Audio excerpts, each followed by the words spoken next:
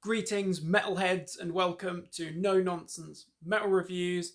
I'm George, and I'm back yet again with another metal head to head, where we're seeing two albums from one of the most legendary, iconic thrash metal bands. If you want to call them thrash metal, they've kind of delved in different directions and different subgenres throughout the course of their life, being a little bit of death metal in the early years, you could say, to more kind of new metal influence and groove metal and just modern metal in latter years. We are, of course, talking about Brazilian legends Sepultura. And there's a few albums that are particularly notable in their very impressive discography.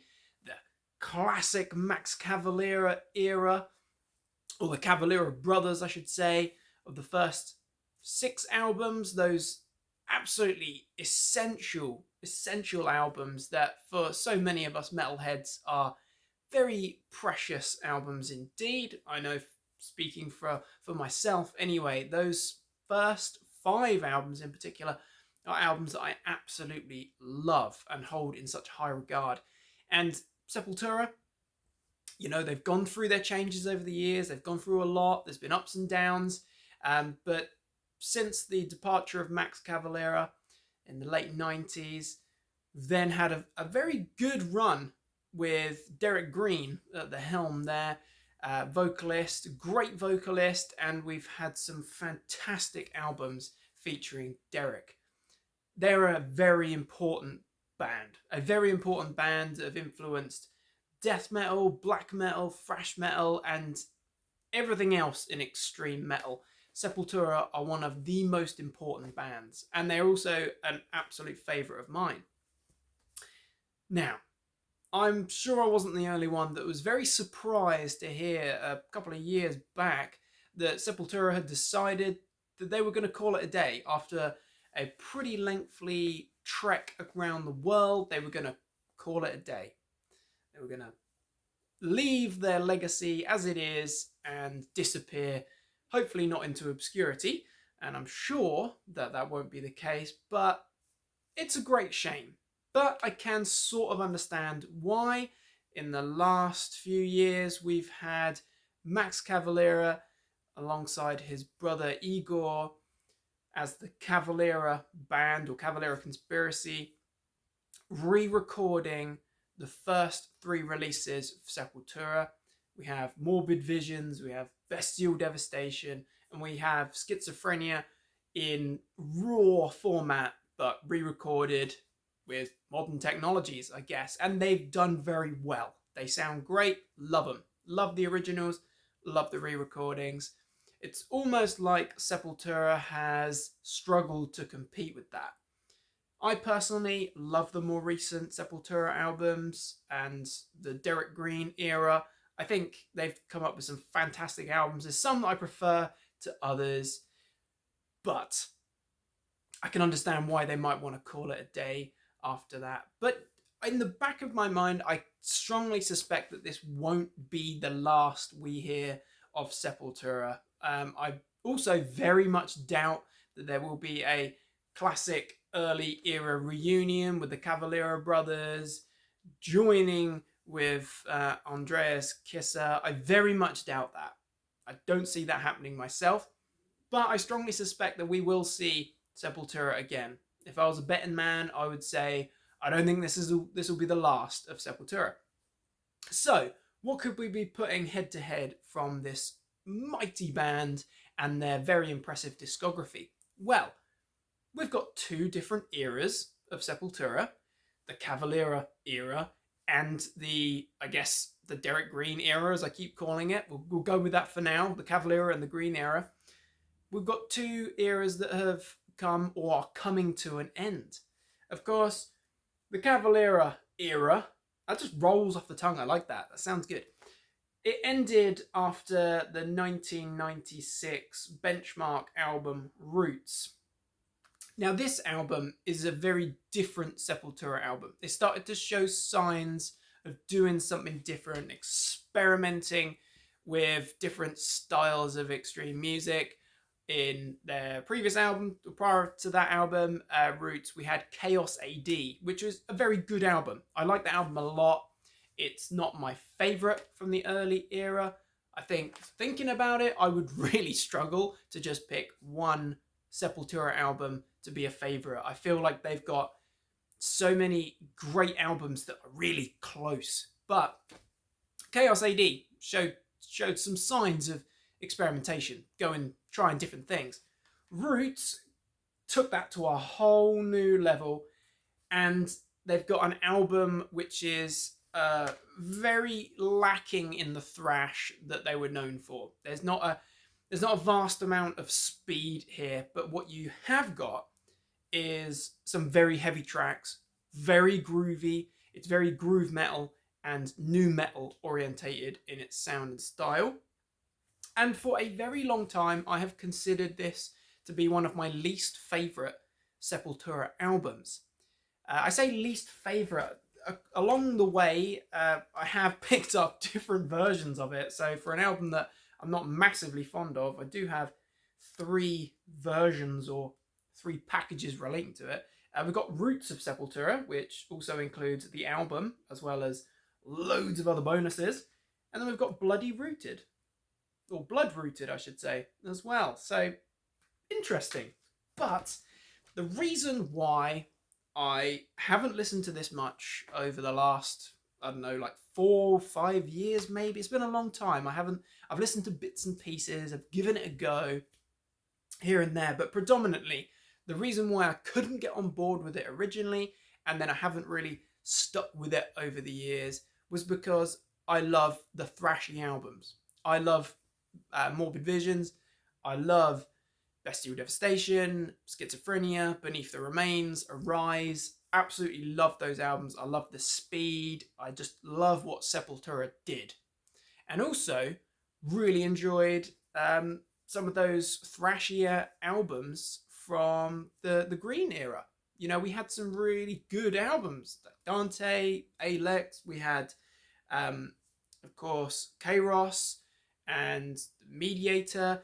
Some really good albums that were pretty thrashing, actually. You know, there's some good stuff there. Roots just didn't have that. It had loads of groove. It had loads of aggression and energy and attitude. And that's something that I have always appreciated this album for. But it was, and I presume it still is, one of the biggest and most successful albums from Sepultura. Everyone knows Roots Bloody Roots. You know, Kerrang and Scuzz TV and all the other channels and stations have milked that one. You can't deny that's a very good song, and it's an attitude-filled track. So that's where the Cavalera era finished. Derek Green era then is finishing on 2020's Quadra. I guess this is the 40th anniversary album, or 40 years. Well, it's certainly the indication there. This is a very good album. I very much like this album. When it came out, I didn't get it immediately. Did get it a short while after, and was pretty fixed on it. Absolutely love it. Thought this is something quite special. Still do think that. Still do hold that opinion. But oddly enough, after that initial kind of hype that I was experiencing, I haven't actually gone back to it very much. I have kind of reset to going back to the earlier albums, and also some of that kind of mid period albums. You know, Alex, Dante, that kind of thing. Really, really like those albums. So these are 2 albums that I haven't followed very much, but they're both ends of an era. So which album and which era has finished on a higher note? Which era has produced the best final album? Well, we say final album. Final as far as we can tell anyway. Is it 1996 with Roots, or is it Quadra? Which one shows Sepultura at their strongest? Well, this is a challenging one. So I first started with Roots, listening to it I've listened to both of these albums a lot over the last week or so, really putting in the time and trying to get to grips and analysing those albums just because that is what I do. And you know what? My attitude on Roots has actually changed quite considerably in this short period of time. I feel like I'm starting to, or I can at least I can now appreciate this album as being something quite different. It's not like the first 5 albums, but actually it is still quite a good album. It has so much attitude, so much energy and aggression. And this is 1996. I think the important thing to remember is that this was pre the absolute explosion, I guess, of nu metal. So we had some bands that were doing well with that sort of style. Nu metal has never been a thing that I've particularly enjoyed. Having said that, I'm a hypocrite because I do love Disturbed and I do enjoy Slipknot's nu metal earlier albums as well, or the self-titled debut, the 1999 debut. And there's a few other bits and pieces that I've dabbled with over the years, but total respect if you do enjoy nu metal, it's just not been for me. Never really got into Limp Bizkit, never really got into System of a Down. You know, I've tried, just not for me. That said, this album is almost like setting the blueprint for nu metal, and certainly when you consider this album was produced by Ross Robinson, who was responsible for some of the very important nu metal albums, Slipknot to say the least. It's also mixed by Andy Wallace. Again, great personality there. Very important figure in the production side of things. This sounds like a nu metal album of that era in a lot of ways. You know, the riffs and the guitar work sounds massive. It sounds really, really distorted, really thick and heavy. It's pummeling stuff. And when you really start to get to grips with it, this is a freaking heavy album. This is probably one of the heaviest albums to that point, where we've got those really thrashing albums like Beneath the Remains and Arise. This album sounds colossal in comparison. I much prefer those albums. I love those albums. But this sounds freaking beastly. And actually, aside from the opening title track, we have some monstrous tracks. Some really good tracks. Attitude, that second track, that kind of starts off with a very tribal sound. And the whole album is littered with different tribal bits. I don't know too much about Brazilian music, so I'm not going to insult by calling it anything else other than tribal. That's how it sounds, and it really works the way they've done it. They created something that was entirely unique, and it was very personal to them and where they come from, showing their country, showing their origin. Great. And it kind of adds that different texture. It makes this a completely unique album. Attitude, really good track, actually. Cutthroat is another one that is a beastly track. It's a really heavy number. It's groovy. It's one of those tracks where it does grip you. You can't help but just take a step back, almost being winded by the weight of those crushing grooves. It's really good. I think the whole thing is just given a whole new level of aggression by Igor Cavalera and his phenomenal drumming. That guy's drumming, he's exceptional, and it really stands out here. And also the guitar work is brilliant.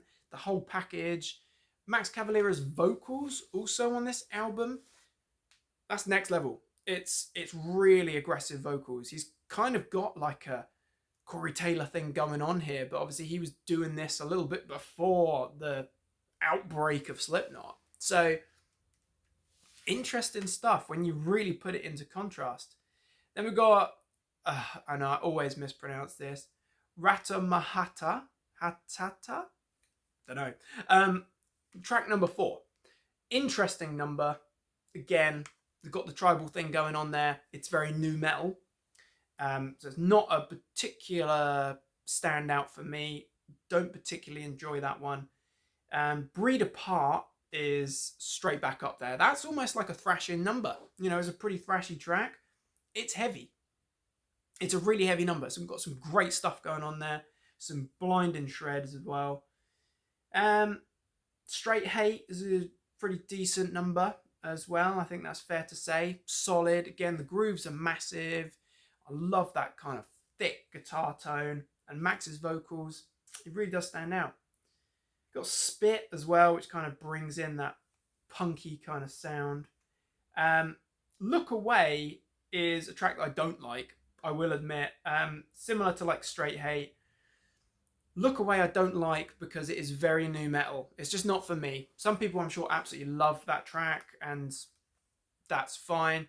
It actually features Jonathan Davis of Korn, and it also features, make sure I actually get that correct. Mike Patton, Faith No More, as well as DJ Lethal, I believe, Limp Bizkit. Shows how much I know about nu metal, but it just doesn't quite work for me. I'm just not a fan of that. And things do pick up again with Dusted, and then we've got Born Stubborn, which is a good one. We get some more tribal stuff and acoustic stuff with Jasko and Itzari, which kind of almost derails the momentum of the album a little bit, where the first sort of 5-6 tracks are really quite intense. They've got a lot of energy, a lot of aggression. Then you start to get like acoustic stuff and kind of brings the pace down a bit. Ambush kicks things back up again with a lot of energy, a lot of good stuff, and Endangered Species keeps that. Then we get Dictatorship, which is a good number as well, very punky. I'm not sure if that's a cover or not, might well be, but it's a good punky sounding track. It also then kind of goes into a 13-minute long tribal medley, which is fine, but for me, that's not really what I'm looking for. So I do tend to skip at that point.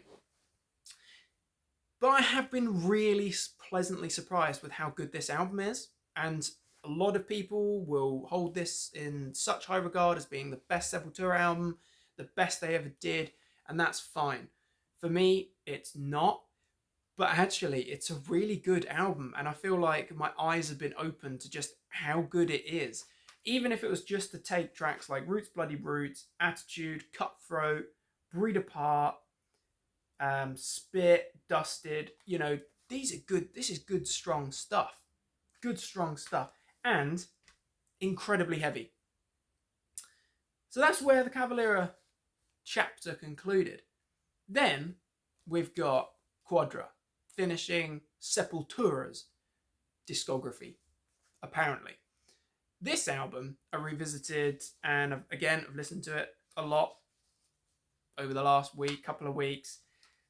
This is a really good album, and I mean a really good album. I didn't quite remember just how good it is. It kicks off with an absolutely superb kind of 3-track blow, which is thrashy. It's thrashing, it's heavy. We've got some phenomenal drumming, courtesy of, just remind myself, Eloy Casagrande, of course, who is now resident drummer in Slipknot. But those 3 tracks, Isolation, Means to an End, Last Time, just that 3-track succession is some of the best material on the album. Derek sounds phenomenal. He's got such a good kind of raspy growl thing going on there. It's a really aggressive assault. Killer riffs. Andreas, these are great guitarists. I mean, fantastic guitarists. Absolutely shreds. It's thrashing stuff. Really love it. That's a hell of a way to kick off. Then we get Capital Enslavement, which is also a brilliant number. A really good number. There's plenty of pace there, energy, aggression.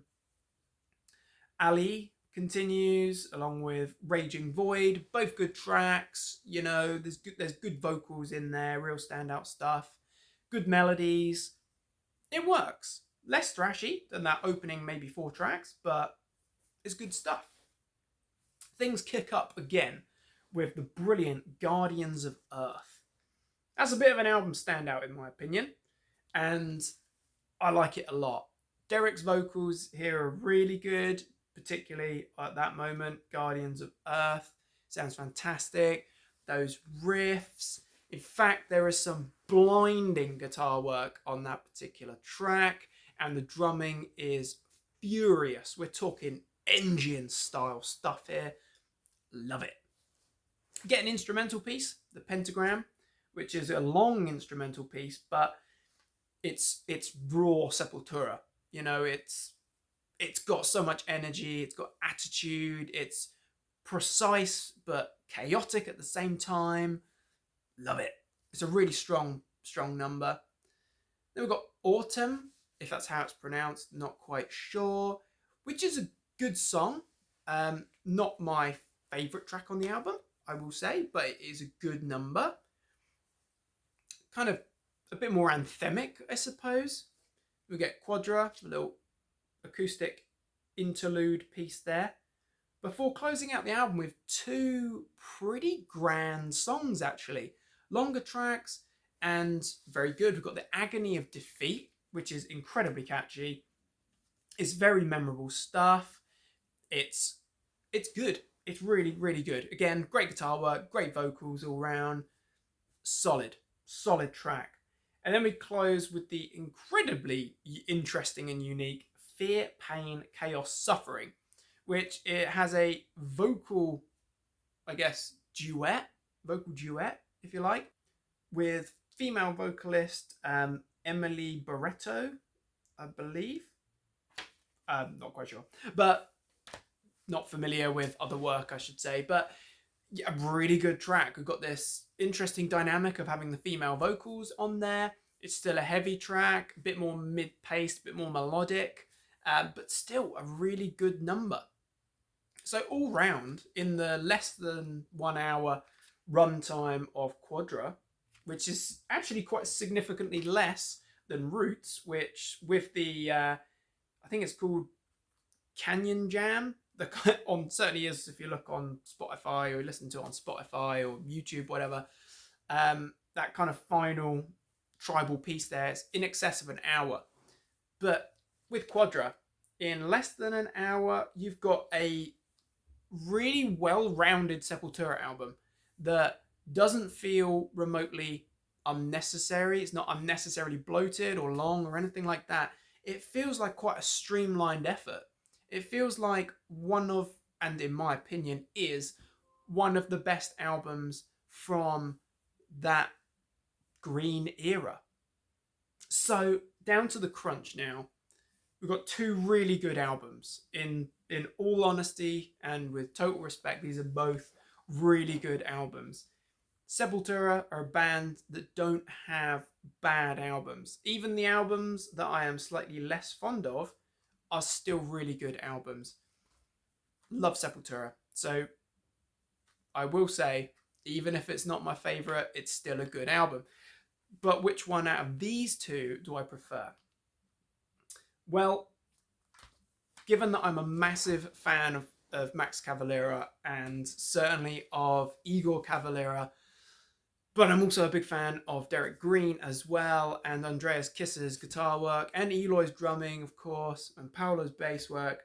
You know, this has been a really challenging one. I actually found this really, really difficult. Freaking love Sepultura. And just love what Max and Igor have been doing recently with the re-recordings. I'm also a big Soulfly fan as well. So this has been a real challenge. But I have to say, this album has surprised me of just how good it is. I think Roots really opened my eyes, actually. I think maybe it's the fact that I'm older now. I'm a little bit wiser, maybe. And my taste has matured, developed a little bit. I can kind of appreciate a Sepultura album a bit more if it isn't thrashy. You know, I can get over that. I'll still take Arise any day, or Beneath the Remains, but Roots is a strong album. It's a strong album, and it's got some beastly crushing tracks on it with so much vigor. That would be a great album to work out to if you were that way inclined, which I'm not. So it's got something there, you know, it's really a muscular album. But Quadra, this is next level stuff. I think this is a near perfect Sepultura album. I think it's fantastic.